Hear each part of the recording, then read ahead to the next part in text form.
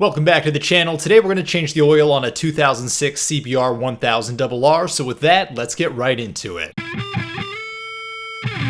Alright, so this is a 2006 CBR1000RR like I said, but the oil change procedure for other bikes is going to be pretty similar. And the very first thing you're going to want to do is get this to an area that you have space to work on it. So I'm clearly pulling this out of winter storage here. I'm going to get everything out of the way, get this out in my driveway, and then I'm going to put it up on the rear swing arm stand. If you don't have one of these, I really suggest investing in one. It makes things a lot easier and a lot safer to work on. So before doing anything else, remove your oil fill cap and make sure it actually comes out properly. Once you have verified that, we are going to drain the oil from this. To do that, we're going to remove the oil drain bolt on the bottom of the bike. On this bike, it is a 12mm bolt. And coming here to the bottom of the bike, you can see it's accessible through the headers, which actually gives you a little bit of space to access it. For a lot of other motorcycle models, you'll actually have to remove the lower fairing to even access that drain bolt in some cases. But for this one, we can at least get the draining started. So I'm going to go ahead and get that oil drain catch can in place with a piece of cardboard below it. So that way, if anything either spills out or splashes, it's not going to permanently stain the driveway. And as that takes a few minutes to drip out, what I'm going to do while we're waiting is start to remove the lower fairing so that way we can actually get to the oil filter. And I know one of you is going to ask, well, what if I just don't want to replace the oil filter? Well, you don't have to on your bike, but I would never do something so stupid on my bike because it's not worth risking the engine on a performance machine like this, especially when it's something that could put you in danger if it were to fail on the highway. If you're looking for a place to cut corners, doing it on two wheels is not the brightest idea. But anyhow, I'm going to remove most of the bolts on the lower half of this lower piece of the fairing. There should be about 3 or 4 per side. It's going to depend on the exact bike that you have. And I'm not going to remove the bolts that connect this to the upper fairing. I don't need to completely take this off the bike. I just need to loosen it on both the left and right side so I can drop it down and give it a little bit of flexibility so I can reach behind it later. And that's really what you see me doing here. I'm able to now flex this out of the way a little bit, get my hand down in there and actually grab the oil filter to unscrew it. At least that was the theory. In reality, it was on there a little bit tighter than I can do by hand given the angle that I was working at, so I did end up grabbing a filter wrench and using that to get this loose. Now, if you've never done an oil change before, keep in mind that the oil filter itself will be filled with oil when you pull it out, and that will spill out, so make sure, again, you're trying to do this over the catch can so that you don't get oil everywhere. And once it's removed, you can put it open side down onto your oil drain pan. That way it'll drain out any residual in there and really get it empty before you discard it. And next, we're going to go ahead and grab our new oil filter, but before we fasten this onto the same place, what we're going to do is add a little bit of oil onto the O-ring that's going to seal this to the side of the engine. That's not only going to help create a better seal so you're less likely to have an oil leak, it's also going to do a better job of keeping this O-ring in good condition as it's exposed to those really high temperatures and high vibrations. Then we can go ahead and screw on this new oil filter back into the engine. You want it to be hand snug. You do not want it really cranked down because then you're going to have a hell of a time removing it the next time it has to come off. But once you have that in there, the next thing I like to do is try to clean off some of the excess oil that's been dripping around from both the inside of the fairings as well as off of the exhaust headers, which are always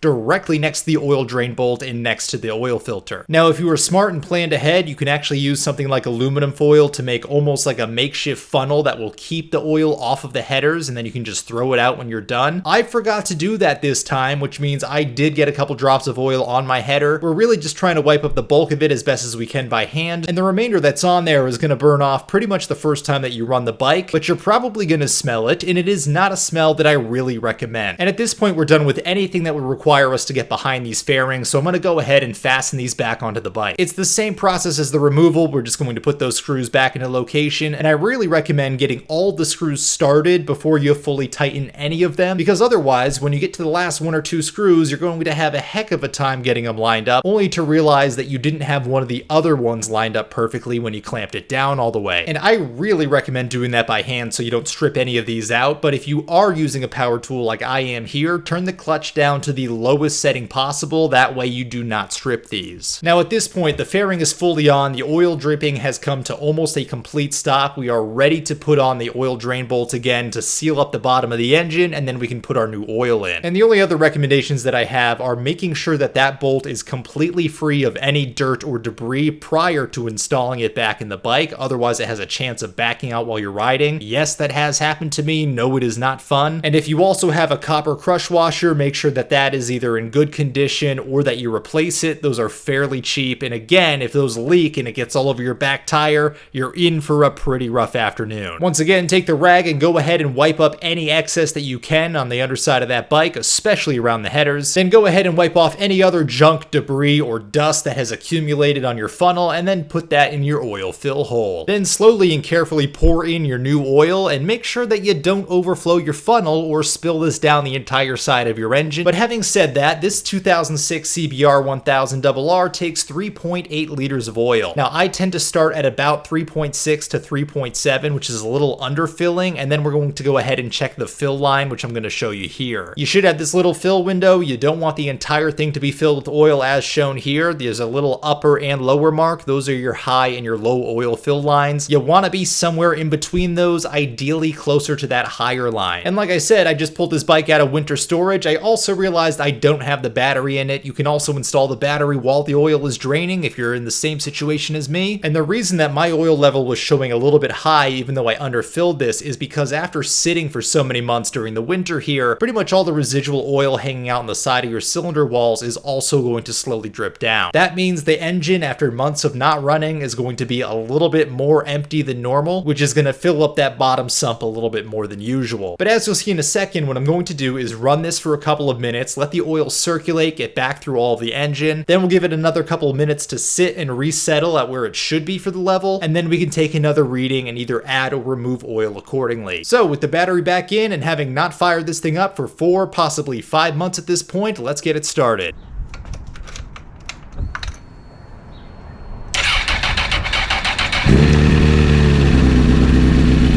And look, I get that rice rockets get a lot of hate, but honestly, the reliability of this thing, it fires up first time every single season. That alone is worth its weight in gold. I let this thing idle until it got to at least about 130 to 150 degrees. I don't want it too hot because I don't want the headers to be extremely warm if I have to drain more oil out. But going back here to the little oil window, you can see that we are not even registering now after letting the bike sit for another couple minutes after turning it off. And that's not really a red flag or a reason to panic. That just means that the oil that was there is now circulated throughout the engine and we have to add a little bit more. Now, I've owned this bike for almost 10 years at this point, and I've done all the maintenance myself for the entirety of that time. I've got a pretty good idea for the difference between the high and the low oil marker, so I was able to add about 0.2 liters here, and I knew that was going to be the correct amount. So I'm going to go ahead and restart the bike, and then we're going to check this level again. And depending on the bike you have, some bikes you're supposed to check it after the oil settles. And as you see here, we are at pretty much a perfect oil level at just below that high line. Now at this point, everything is good to go, so go ahead and start cleaning up. If you do want to be really diligent, you can double check that drain bolt and the new oil filter. Make sure you have no oil drips coming down from those. But other than that, go ahead and clean up your tools, put on your gear, and you are ready to rip. So hopefully this helped you out. I want to thank you for watching, and I will see you next time.